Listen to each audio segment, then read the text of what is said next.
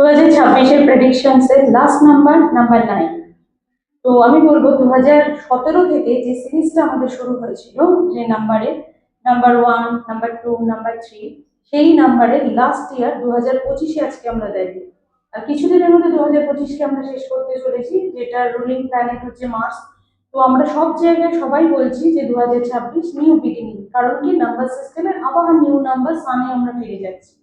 After 9 years আমরা আবার ফিরে যাচ্ছি 2026-এ, new number, new opportunity, new beginning.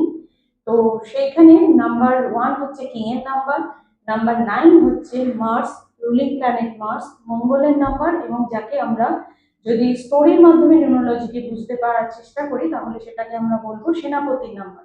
তো রাজার সাথে সেনাপতির কম্বিনেশন হচ্ছে জবরদস্ত কম্বিনেশন, মানে সবচেয়ে ক্লোজ। রাজার কাছাকাছি যদি কেউ বেশি পরিমাণে থাকে সেটা হচ্ছে তার সেনাপতি নাম্বার 9, কারণ রাজার রাজপাটকে ম্যানেজ করার জন্য সবচেয়ে বেশি দরকার হয় সেনাপতিকে, কারণ তার সাথে সবকিছু প্ল্যান ডিসকাশন করা, সবকিছু ম্যানেজ করা।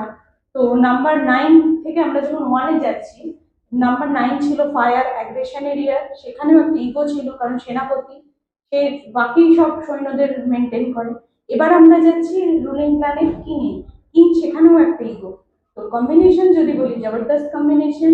সাকসেস রেট বলবো, যারা যে প্রফেশনে আছে, বিশেষ করে healing sector, doctor, nurse, education sector, army, navy, তাদের জন্য তো মানে প্রসপারাসের মানে প্রসপারিটির extreme level.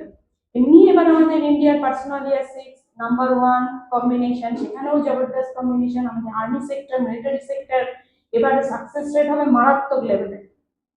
Actually number 9-এর combination বলতে গিয়ে হয়তো আমি একটু বেশি এক্সাইটেড।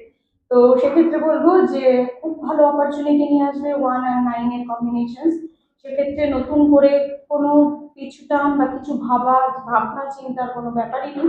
যদি একটু কোনো দিকে খেয়াল রাখতে হয় আমি বলবো সেটা হচ্ছে ইগোর হয়তো একটু প্রবলেম হতে পারে। ইগোটাকে যদি আমরা কন্ট্রোলে রাখি, কারণ সানেরও ইগো, এদিকে সেনাপতিরও ইগো। তো সেক্ষেত্রে ইগোটাকে যদি আমরা একটু কন্ট্রোলে রাখতে পারি, আর নাম্বার 9 একটু আনপ্রেডিক্টেবল হয়, সেই আনপ্রেডিক্টেবল নেচারটাকে যদি কন্ট্রোলে করে, আর মাঝে মাঝে ওরা একটুখানি স্লো, একটু ল্যাথার্জিক মানে মেন্টালিটি দেখায়, সেটা না করে অবশ্য early to rise early to bed, এটা নাম্বার 9দের মেনটেন করা, ব্যাস। আর তাদের জন্য আর কিছু বিশেষ করার নেই।